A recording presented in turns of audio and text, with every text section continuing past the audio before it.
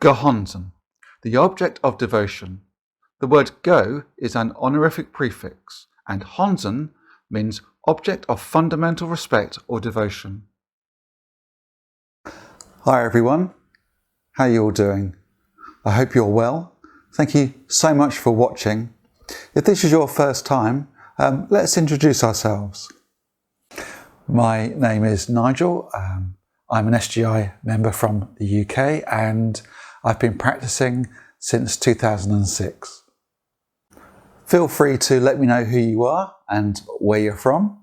A few of you have already done so and thank you. It's awesome, really good to meet you on here. I'm on Facebook and Twitter. Just search Nigel the Buddha, and of course you can comment on this video too. Anyway, shall we study?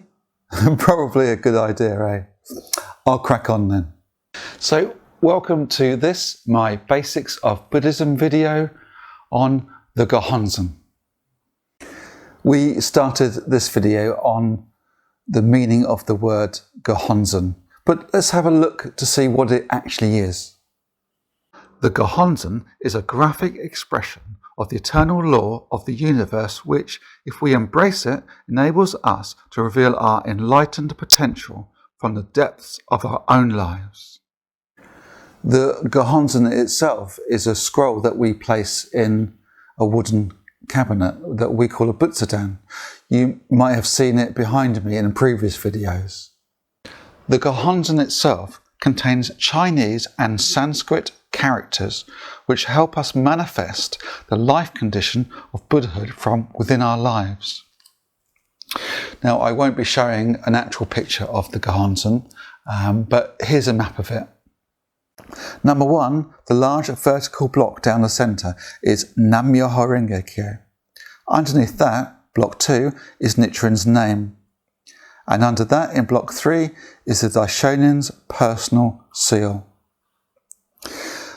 I don't think I want to go through all the characters on the Gohonzon. That would make this a really long video.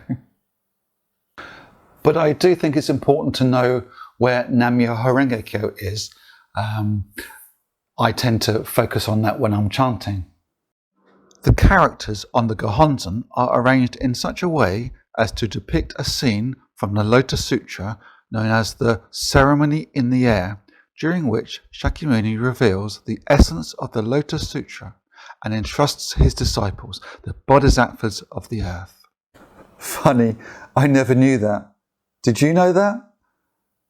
14 years of this practice and I didn't know it.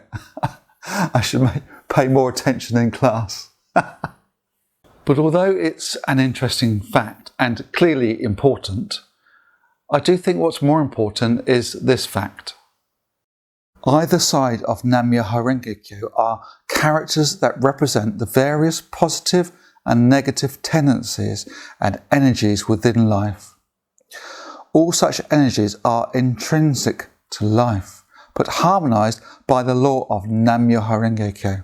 All reveal an enlightened aspect and function to create value and happiness.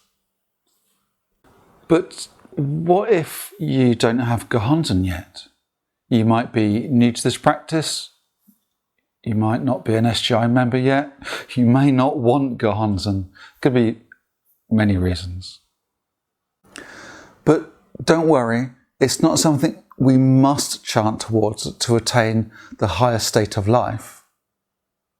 And we don't need this scroll in order to become happy. After all, it's just a scroll. But although it's just a tool, it does have great value. For me, the Gohonzon is my life because it depicts my whole being, everything that's inside me. And that's why I truly respect the Gohonzon. I respect the Gohonzon, I respect my life. And that's the important thing here. Everything on the Gohonzon is already inside me. All the positive aspects of Nigel are there, and all the negative aspects of Nigel are also there. And there are many. And that's why we call it a mirror image, because there's nothing on the Gohonzon that isn't already inside us. So we call it the object of devotion, but I really must point out that it's not something that we worship. In a letter written in 1273, The Object of Devotion for Observing the Mind, Nichiren Daishonin says that actually Nam Myoho Renge Kyo is the fundamental object of devotion. It's vital that we don't view this scroll as being in any way outside ourselves. What's more important, what's vital, is that we focus on its meaning. In a previous video called On the Treasure Tower, I say this: the Gohonzon itself, the actual scroll, the piece of paper, is outside of us. It's in our butsudan's. But it actually depicts what is inside of us. The Gohonzon is a mirror image of the treasure tower that is us. If it were the case that the treasure tower is the Gohonzon, then that means that if we don't have Gohonzon, that we can't be happy. What a ridiculous thought. Only people with Gohonzon can be happy? No, it's just a tool, it's a mirror image. Nichiren Daishonin never limited who can become happy. The Gohonzon is a visual tool with its real meaning, the value we put on it with our hearts.